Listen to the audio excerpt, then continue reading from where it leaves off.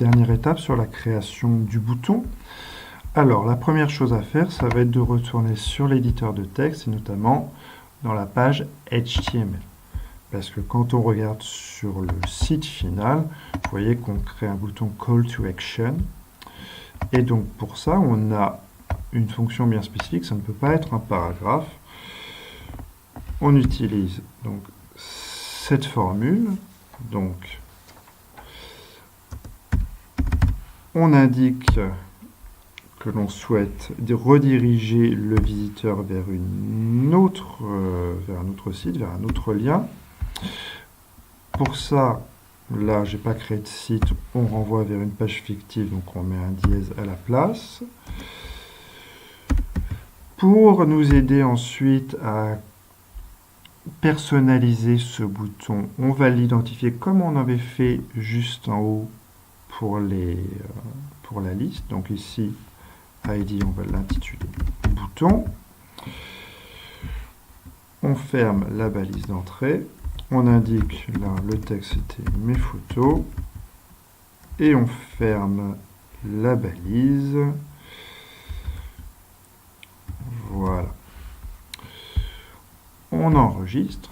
Et si on regarde ce que ça donne, donc ici, vous voyez, on peut cliquer, on a la petite main qui apparaît.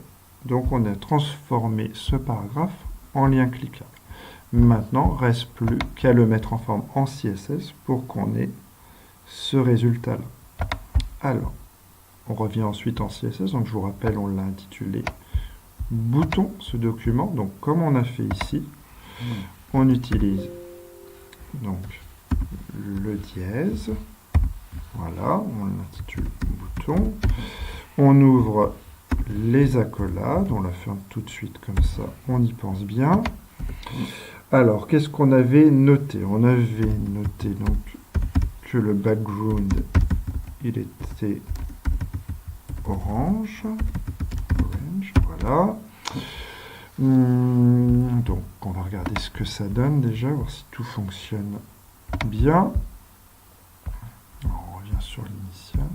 Voilà, donc voilà, on a mis le orange. Bon, par contre, il va falloir qu'on mette en majuscule et qu'on augmente un petit peu la taille et la couleur blanche. Donc, background orange, color, on a dit, donc blanc, white. La taille, font size, on est au moins là sur du 25, hein, c'est quand même moins important que les autres.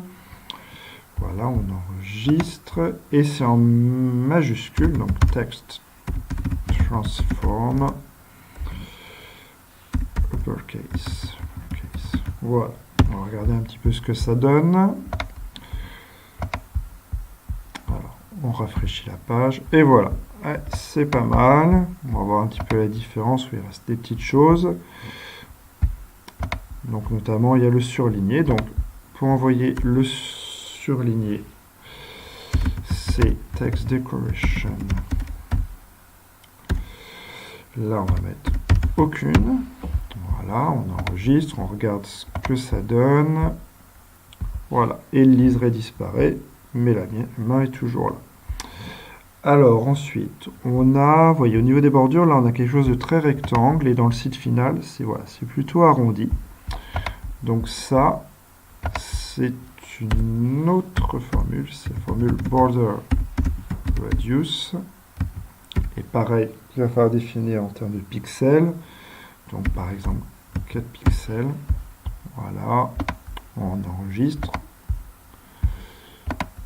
Et voilà, donc on le voit, c'est très léger, mais on a bien cet arrondi.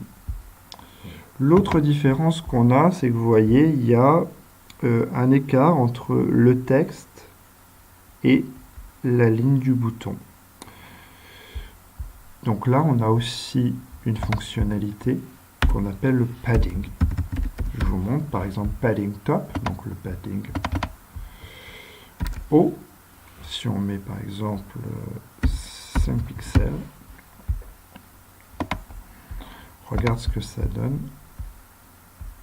Sur le bon, pardon. Voilà, vous voyez là, il y a bien un décalage à l'intérieur du tableau. Donc on va le faire sur les 4 côtés. Le padding top ici, le right, le down et le left. Alors, on va le faire comme ça. Alors, padding bottom, on a dit 5 pixels. Le padding right, on va regarder, hein, on pourrait varier, hein, mais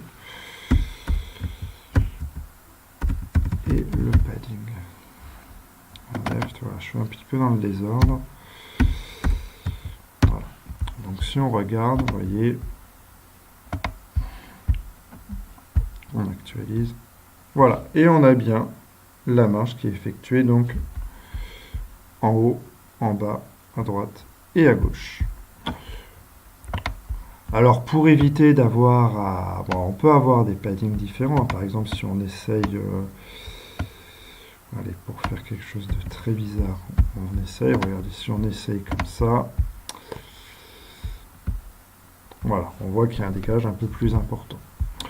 Bien. Alors on pourrait taper top, bottom, right and left à chaque fois, mais quand on veut faire tout ensemble, on met 5 pixels en haut, donc on commence toujours par le haut, comme dans les aiguilles du nom. Donc en haut, à droite, en bas, à gauche. Voilà. On enregistre, ça nous permet de gagner du temps. On actualise. Voilà, c'est bien mis comme il faut. Donc voilà, on a un bouton comme on veut. Donc il y a juste à faire maintenant à travailler pour le surligner. Alors pour ça, c'est très simple, ça va nous prendre 30 secondes.